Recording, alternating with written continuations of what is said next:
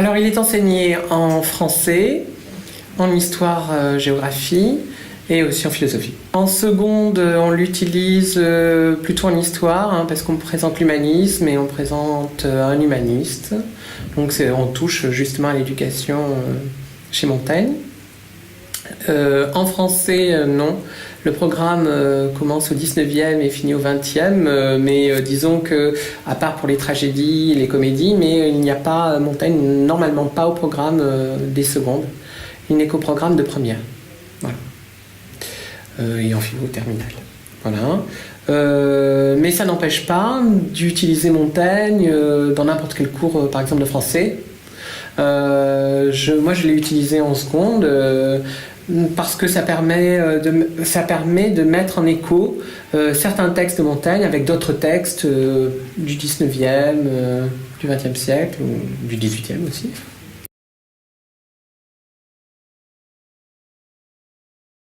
J'ai fait l'expérience d'utiliser un chapitre et d'étudier un chapitre entier. Alors, pourquoi un chapitre entier ?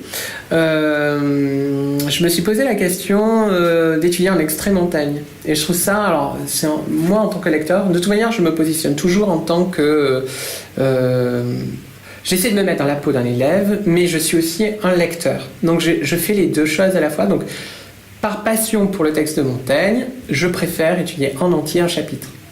Mais on pourrait étudier en extrait, c'est tout à fait possible. Mais je trouve que chaque chapitre a un début et une fin.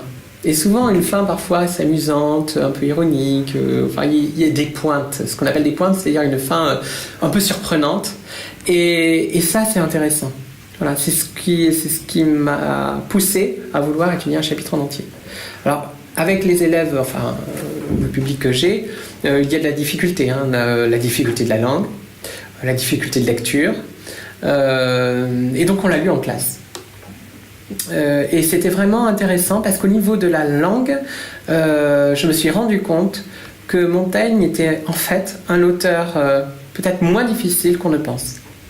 Alors évidemment, ce n'était pas dans la langue du XVIe siècle, c'est-à-dire avec la graphie de la langue du XVIe siècle. Mais avec ce vocabulaire qui est très terre-à-terre, un vocabulaire très concret, lié au corps, très très souvent, et bien du coup, ça intéresse les élèves. Et ils comprennent mieux certaines idées, alors qu'on prendrait un auteur un petit peu plus abstrait. Je pense particulièrement, et c'est étonnant, Voltaire. Voltaire est plus difficile à faire passer, en fait, au niveau de l'abstraction. Voilà. Enfin, du moins, je me suis rendu compte, les élèves accrochent plus avec Montaigne qu'avec Voltaire. C'est comme ça. Voilà.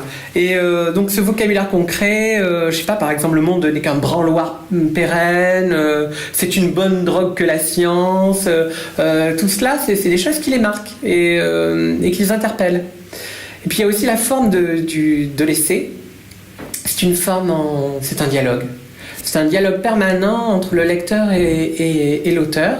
Et cela, ils le perçoivent très clairement. Et ça permet en classe d'avoir un dialogue très riche. Un dialogue qui mène vraiment au débat. Il y a des choses qui les intéressent énormément encore dans Montaigne. Il y a des choses qui sont vraiment d'actualité. L'éducation de Montaigne, qui nous paraît si lointaine, si éloignée, est en fait grandement d'actualité.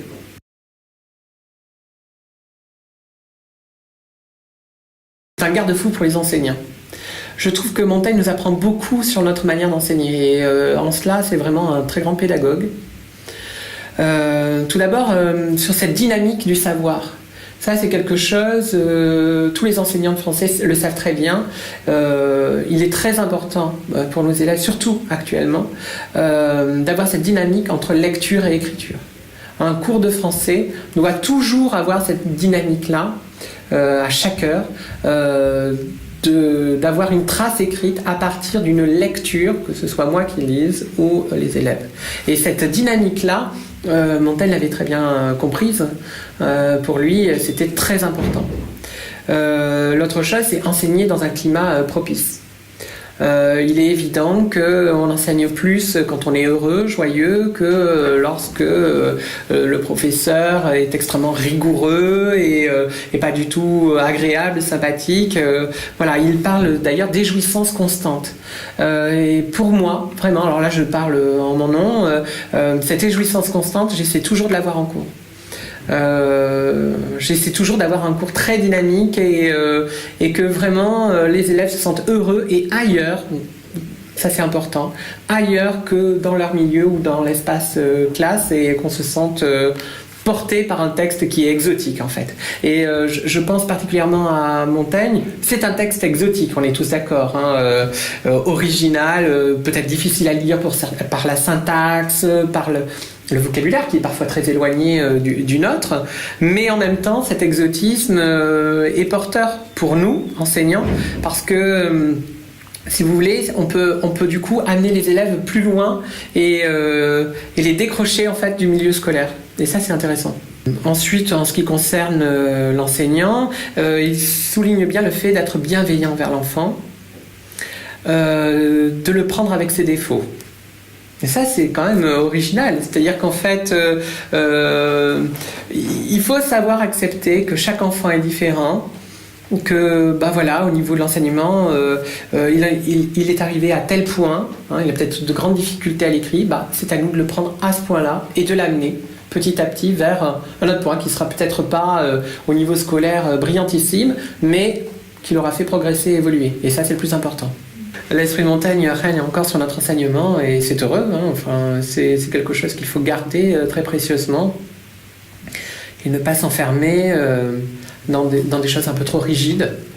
C'est très important, puis les élèves ils le sentent, hein. Si c'est rigide, c'est un peu... Enfin rigide, je veux dire, si on n'est là que pour les connaissances sans apporter autre chose, sans essayer de leur donner le goût, évidemment tout tombe, il n'y a plus rien.